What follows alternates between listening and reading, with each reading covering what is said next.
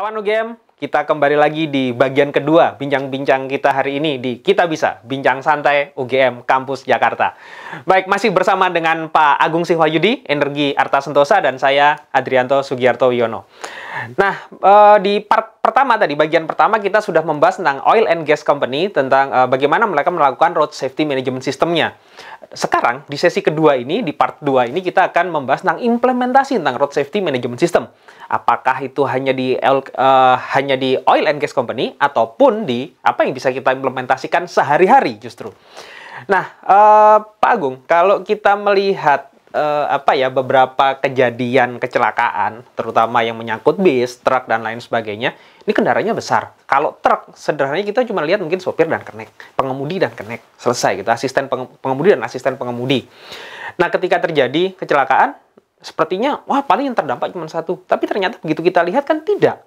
Seperti kasus yang di Cibubur, yang terdampak 11 orang. Belum lagi yang waktu di Balikpapan juga tidak sedikit yang menjadi korban. Belum lagi bis.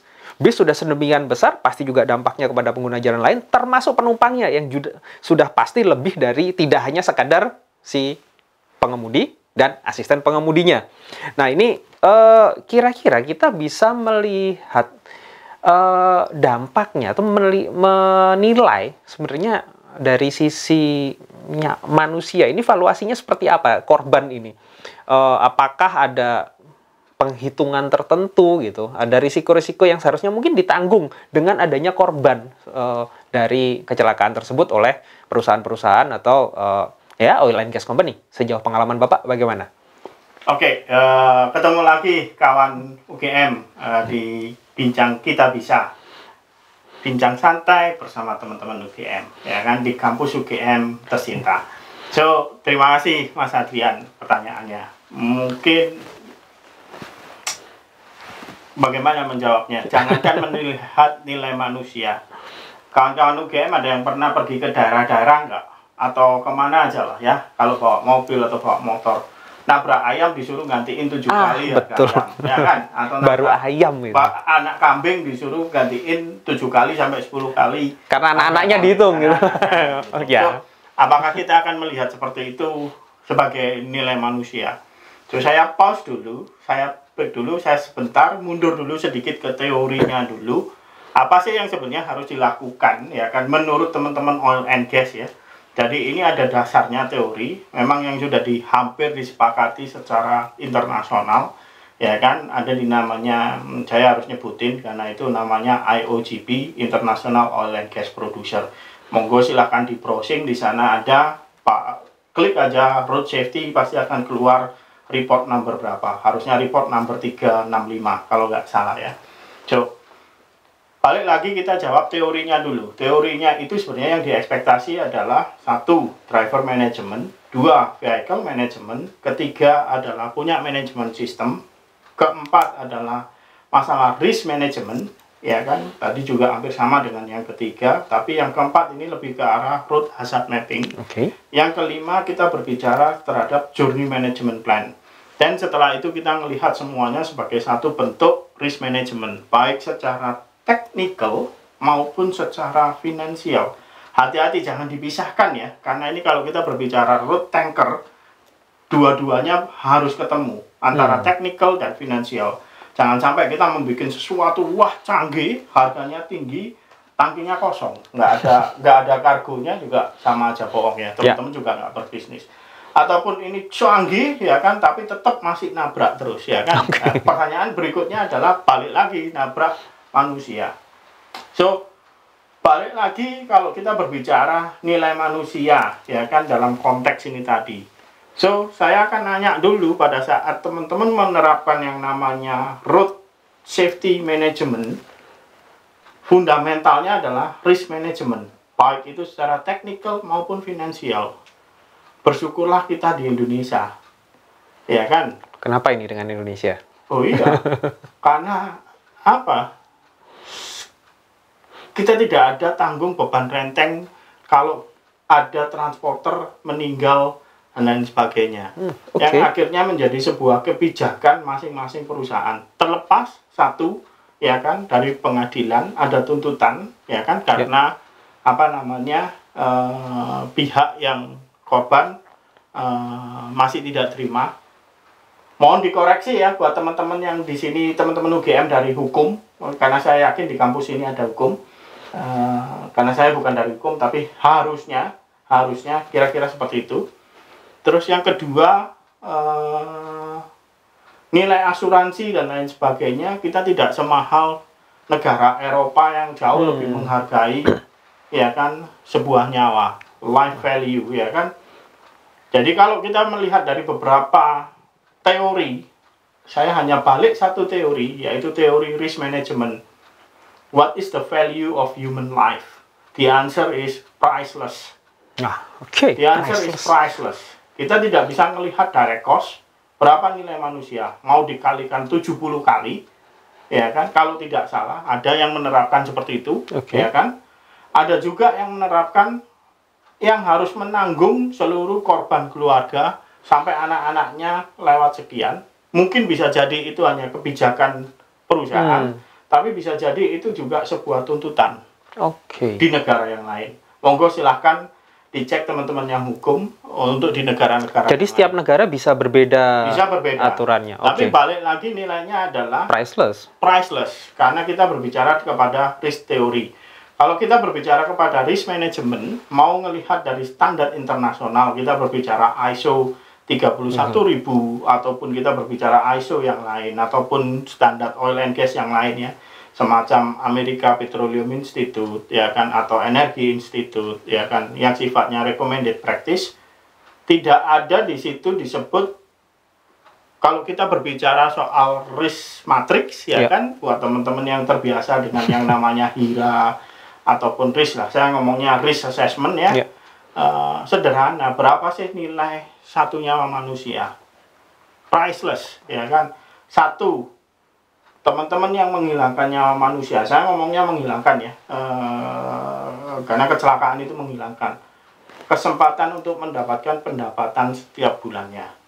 Dua, kesempatan untuk kehidupan keluarganya, anak-anak dan lain sebagainya, masa depan anak-anak dan lain sebagainya.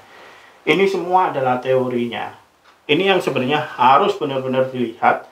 Terlebih lagi buat teman-teman praktisi hukum ya kan, sama teman-teman praktisi ekonomi ya kan, saya yakin dua-duanya ini tidak bisa dipisahkan dan harus dimasukkan. Karena itu saya tadi bilang, di dalam sebuah risk management tidak bisa dihilangkan technical risk dan juga financial risk. Karena itu kalau di bisnis ada namanya risk business management juga kan. Nah, dua-duanya tidak bisa dihilangkan. Kenapa ini? Balik lagi, ujung-ujungnya juga akan ke bisnis. Boleh teman-teman di finance, accounting, melihat dan lain sebagainya. Ada kok cara menghitung berapa sih sebenarnya kerugian yang didampak ya kan, atau yang dikeluarkan, cost ya kan, akibat adanya sebuah kecelakaan. Baik itu teman-teman bisa akses international standard maupun banyak jurnal di Indonesia juga. Nah, challenge-nya adalah satu, bagaimana kita semua melihat seperti tadi kita diskusi di part 1 ya kan, bahwasanya balik lagi punya manajemen sistem yang berarti menerapkan 5 hal. Satu, masalah driver management, vehicle management ya kan, risk management, road asset mapping, jury management plan ya kan. Ini dirangkum menjadi sebuah financial cost yang kemudian diabsorb menjadi sebuah cost good of funds ya kan, atau COGS ya kan, cost of goods. Nah, pertanyaannya adalah sudahkah ini bisa diterima? Nah, inilah challenge-nya teman-teman dari keuangan, finance ataupun akuntan atau pasti ada MMGM kan di sini. Ya, teman-teman di situlah ya. Coba ini dibikin sebuah case study. Kenapa ini tidak dimasukkan? So, pertanyaan berikutnya adalah balik lagi ke pertanyaan saya di part 1, duty of care. Kemana duty of care-nya? Kalau ini tidak dimasukkan sebagai value, bagaimana ini? Loh, kalau kita tidak memasukkan nilai ini tadi, kenapa kita sekarang ribut soal carbon tax? Ya kan, sebuah nilai yang harus masuk dari harga sebuah BBM per 1 liter, ya kan? Betul. Atau per sekian. Nah, karena akibat CO2 yang dihasilkan. Nah, Kenapa tidak bisa diabsorb sebagai duty of care yang bisa diterima nih? Sehingga ini bisa menerapkan 5 elemen.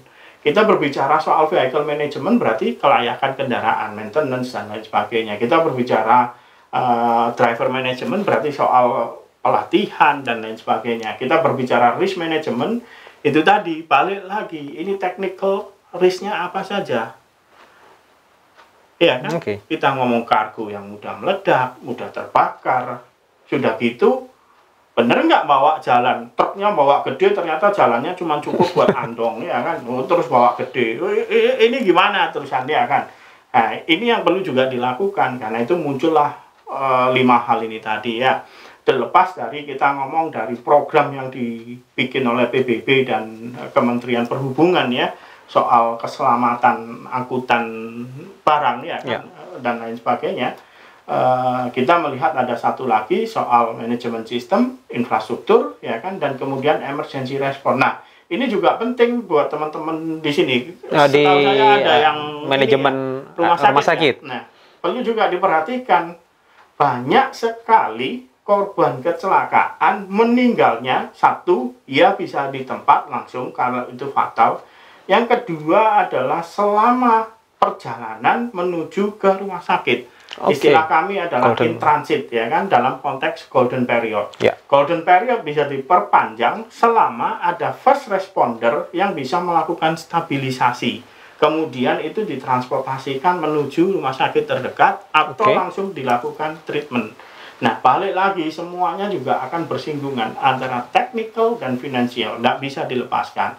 So, pertanyaannya adalah, berapakah nilai manusia? Jawabnya saya juga cukup sederhana. Orang Indonesia jauh lebih pinter kok menerapkan nilai sebuah nyawa kalau ada kecelakaan dan itu meninggal. Contohnya gimana apa? Tuh? Ya itu tadi.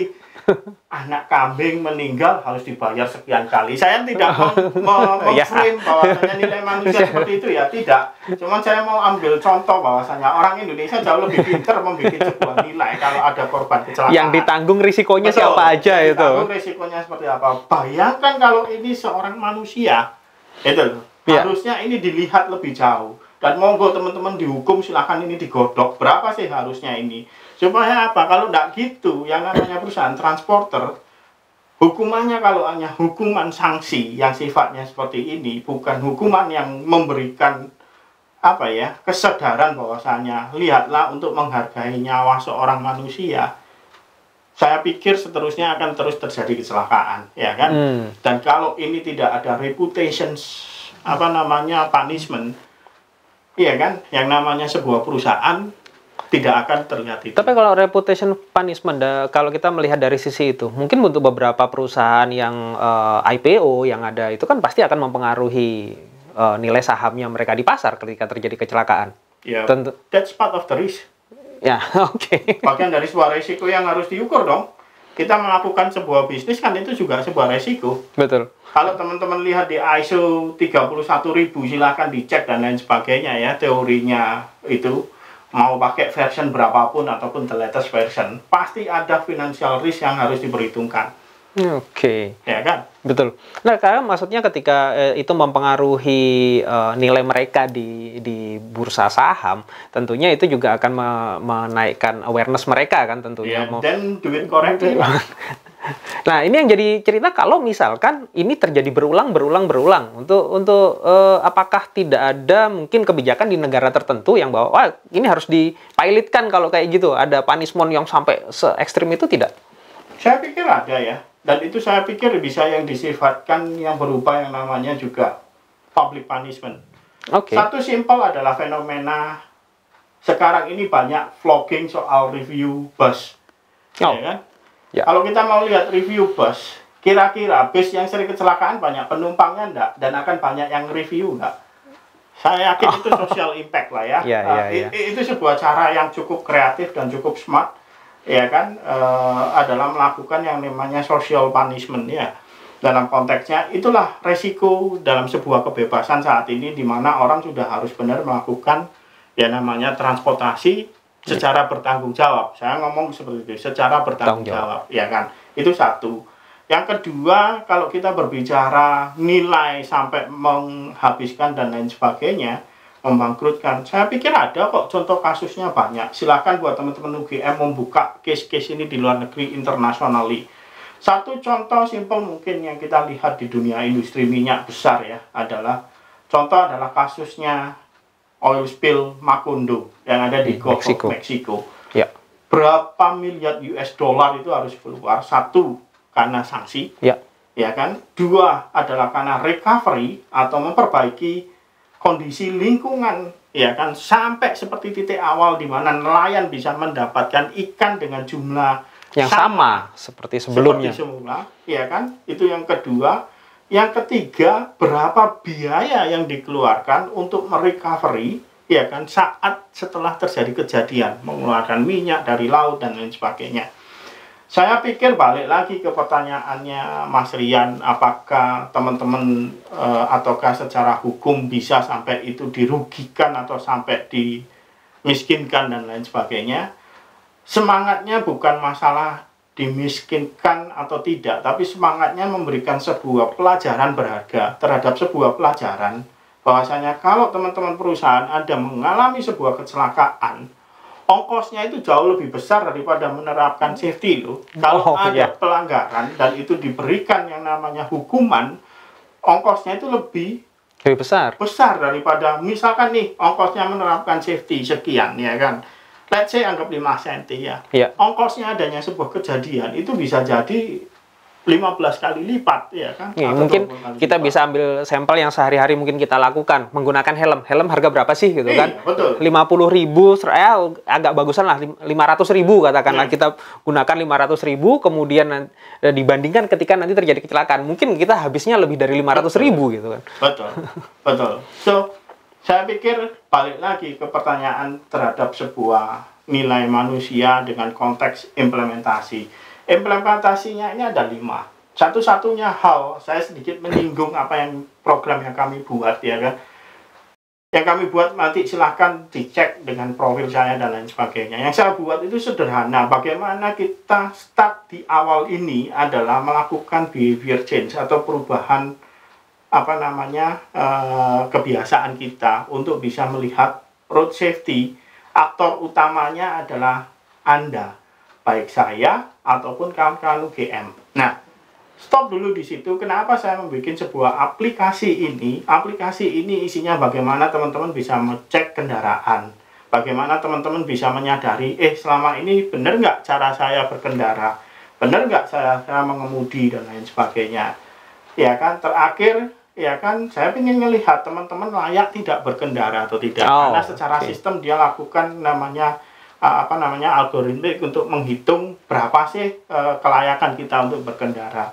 Fungsinya apa? Kalau dibilang bahwasanya safety implementasi mahal, saya pikir enggak kok. Saya sudah bikin aplikasi yang lebih murah, bahkan free, ya kan. Mungkin kita lihat nanti ke depannya kita mau bawa kemana, terlihat dari situasi dan fungsinya seperti apa, ya kan. Kita bisa berkembang, yang namanya digital bisa kembang sana sini, ya kan? Kita lihat setelahnya. Tapi paling tidak yang saya mau tekankan adalah kalau dibilang bahwasanya safety murah, until that happens to you, ya kan? Betul. Apakah itu Anda masih akan bilang, safety mahal? Sampai itu terjadi pada Anda, apakah itu akan Anda bilang murah? Betul. Ya kan? So, balik lagi pertanyaannya.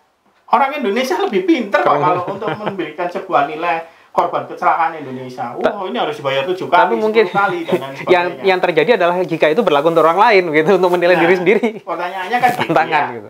Kalau itu sudah Anda yang menjadi korban, belum tentu Anda bisa berteriak-teriak. Ya kan? Karena kita tidak tahu. Kalau kita berbicara yang namanya worst credible scenario dalam sebuah dunia safety, ya. Ini saya ambil dari tekniknya proses safety. Jadi kita selalu diminta untuk membuat sebuah senario terburuk apa yang bisa terjadi, ya kan, akibat sebuah proses yang gagal. Hanya satu-satunya di road transport yang semuanya bisa loncat pada kesimpulan dibandingkan proses safety. Kenapa? Saya sambil simple. Kalau saya nyebrang di jalan ini, di depannya kampus UGM tercinta ini, jam 12 siang, di depan ya, di Ya. jalan depan jam 12 siang. Terus kemudian saya ketabrak motor. Kira-kira saya akan meninggal atau tidak? Wah, ini. Jam 12 siang. Saya lebih spesifik lagi ya. 12 Hari siang. Senin jam 12 siang di depan kampus UGM. Kemungkinan selamatnya lebih tinggi karena banyak orang. Saya yang akan akan bantu. meninggal tidak kalau ketabrak motor? Mungkin tidak karena bahkan banyak orang yang akan membantu. Ya. Kalau teman-teman di belakang kamera meninggal tidak?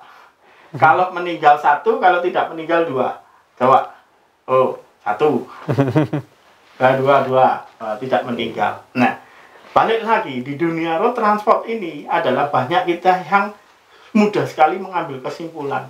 Nanti dulu meninggalnya itu jatuhnya kepala langsung kejedot yang namanya trotoar, atau si motor sempat ngerem, sekalipun itu pelan, let's say 10 km per jam, tetap aja ya kan, tergantung di mana dia jatuh, di mana dia akan bereaksi terhadap kecelakaan ini. Kita tidak bisa mengambil sebuah kesimpulan itu. Kenapa? Karena itulah yang namanya di jalanan ini harus benar-benar kita harus menerapkan seperti apa nih kondisional. Balik lagi terhadap sebuah tadi risk management, ya kan. Mau jalannya dibikin halus, oh nyebrangnya harus pakai underpass dan lain sebagainya. Mau setiap berapa kilometer, berapa biaya yang harus dikeluarkan pemerintah. Betul. Dan ini kita harus hitung juga. Atau berapa nih jembatan penyeberangan. Kalau kita ngomongnya digital, user experience, wah nyebrang aja bisa kok, ngapain harus naik jembatan, capek, ya kan? Betul. So, ini yang kita harus lihat ya kan. Balik lagi kita mau duduk, ini sebuah bicara hal yang kompleks. Pada saat seperti saya membuat yang namanya aplikasi ini, yang saya pikirkan pertama kali sebenarnya mudah. Ini adalah bagian behavior change. For your background, bahwasanya kita memang bergerak di digitalisasi supply chain untuk energi. Sebelum kita ngomong transisi energi untuk mobilitas, saya hanya ngomong satu. Sebelum kita ngomong itu masih terus terjadi kecelakaan di jalan raya. Setiap 24 jam 9 orang meninggal. Berapa nilai itu? Iya kan? Satu saja priceless apalagi 9. Satu aja priceless apalagi 9. Loh, seolah-olah itu tadi balik lagi kayak di pertanyaan awal kan di part 1 ya. Ini kalau diimplementasikan bisa nggak langsung berubah? Loh, ini bukan obat ya yang diminum satu hari pagi siang sore terus habis gitu selama 7 hari besok sembuh, ya kan? Apalagi kalau pengemudinya gonta-ganti, ya kan? Nah, so menjawab pertanyaannya Mas Rian tadi dengan konteks bahwasanya apa saya boleh lihat secara makro dan mikro, road transport ini memang kompleks, ya kan? Mau kita berbicara secara kendaraannya, mau kita berbicara secara pribadi, masalah tadi contoh Mas Rian memberikan helm, kasus kecelakaan betul atau seperti apa, saya kasih sebuah test case kalau itu nyebrang di depan jalan ini, ya kan, di depan jalannya kampus tercinta UGM ini, akankah meninggal? Belum tentu juga ya. Tapi satu hal underline-nya adalah teman-teman harus aware. Kalau itu terjadi ke Anda, menyesalnya seumur hidup sudah. Betul. Ya kan? Until that happen to you, biasanya kita seperti itu kalau dalam sebuah korporasi. Until that happen to you, will you still say that safety is expensive? Oke. Baik, terima kasih Pak Agung. Ini waktu kita tinggal 10 menit. Kira-kira pesan dari Pak Agung untuk kami di UGM itu seperti apa? Misalkan, apa yang dapat UGM lakukan terkait dengan hal ini? Terkait dengan road transport, kemudian kenapa dan bagaimana kami harus melakukannya? Saran dari Pak Agung. Wah, ini sebenarnya menarik kalau ya memang kebetulan kawan UGM, saya bukan alumni UGM, saya disclaimer dulu ya, tapi saya senang banget sudah diundang ngobrol dengan teman-teman alumni UGM, kawan UGM, happy banget. Satu hal yang menarik buat saya adalah UGM sudah punya role model tertinggi ya kan, di negara ini, seorang presiden. Nah, harusnya UGM bisa banyak berpartisipasi terobosan untuk mengurangi ini. Jangan kita melihat COVID ini menjadi skala nasional, terus kemudian kecelakaan lalu lintas bukan skala nasional. Kalau kita mau melihat bahwasannya 25.000 orang meninggal karena kecelakaan lalu lintas, itu yang tercatat. Oke. Yang tidak tercatat, kita nggak tahu. Mungkin itu sebuah iceberg, ya kan? Ya. Berapa sebuah ekonomi GDP yang rugi karena ada kecelakaan lalu lintas. Sebuah kecelakaan truk tangki atau bus di jalan tol atau di jalan Cibubur atau di mana aja. Berapa lama itu bisa terrecovery? Berapa panjang ini ngantri macet? Ya. Berapa liter BBM yang dibakar yang untuk nunggu untuk recovery supaya mobil-mobil ini bisa jalan? Berapa kerugian secara fisik? Berapa orang yang meninggal? Berapa biaya rumah sakit untuk mengobati yang luka-luka? Ya kan? Berapa lama recovery harus diberikan? Berapa pendapatan yang hilang karena harus recovery dari akibat kecelakaan? Berapa nih GDP secara nasional yang terimbas dari seluruh kecelakaan yang terjadi di Indonesia? Ingat, kita baru masuk tahap normalisasi COVID. ya kan? Tahun 2021 tercatat 103.000 kecelakaan lalu lintas. Betul. Jumlah kendaraan tahun ini sudah 144 juta. Kombinasi semua mobil, motor, ya, kendaraan mobil, barang. motor, truk, bus, ya kan? So, berapa ini sebuah nilai total GDP yang terganggu kalau ada kecelakaan lalu lintas? Nah, ini teman-teman UGM bisa apa ya? Menginisiasi ya, atau menjadi sebuah pioner juga kalau perlu, ya kan? Bagaimana ini bisa dilihat secara finansial, secara hukum, terus kemudian kesiapan medis. Kalau kita kecelakaan lah, misalkan kita ngomong kampus UGM yang di Jogja ya, kita pulang kampung ya, pulang kampus gitu ya, kita jalannya misalkan kita ke arah Parangtritis gitu ya. Oke. So, kalau kita kecelakaan di situ, berapa lama kita akan dijemput ambulans? Wah, ini bisa lebih dari 30 menit rasanya. Oh, oke, kalau 30 menit. Kan 30 menit golden hour. Kalau 3 jam. Nah, itu dia. Nah, Aksesibilitas terhadap betul. ambulansnya sendiri mungkin jadi tantangan. Ini yang bisa kita lihat. Seberapa siapkah kita punya infrastruktur dan network se-Indonesia. Itu hal-hal yang sederhana, misalkan seperti itu. Dan ya. itu baru kita bicara di Pulau Jawa ya. Pulau Jawa loh. Belum yang lain. Kalau kawan teman-teman pernah ke Sulawesi atau ke Papua atau ke Kalimantan Tengah yang ke atas ya kan, wah itu belum ke Papua, ya, belum pulau-pulau kecil di Indonesia. Pernah saya satu proyek ya, saya tidak bisa bilang proyek yang mana dan lokasinya di mana. Kita melakukan surveillance. Assessment ya, bukan audit, untuk kesiapan medical emergency response kalau dibutuhkan. Kita nanya, kalau listriknya mati, darahnya ngalir seperti apa? Oh bisa Pak, kita lakukan manual. Loh seperti apa? Pakai pompa kaki. Wow. Seperti pompa yang apa namanya? Balon. Pompa kasur angin seperti itu. Kita juga cukup surprise. Bahkan kalau kita cabut gigi dan lain sebagainya, masih bentuknya yang kayak tang zaman dulu. Wow. Dan itu masih ada di Indonesia. Sehingga ini menjadikan sebuah biaya yang mahal kalau kita membuat sebuah proyek di tempat yang remote, apalagi besar. Saya nggak bisa nyebut di mana ya, dan pulaunya di mana, lokasinya di mana, kabupatennya di mana. Oke, baik Pak Agung. Semakin menipisnya waktu kita di sesi kedua ini, mungkin ada closing statement dari Pak Agung? So, closing saya sebetulnya simple ya. Do make preparation, ya kan, and have a safe journey.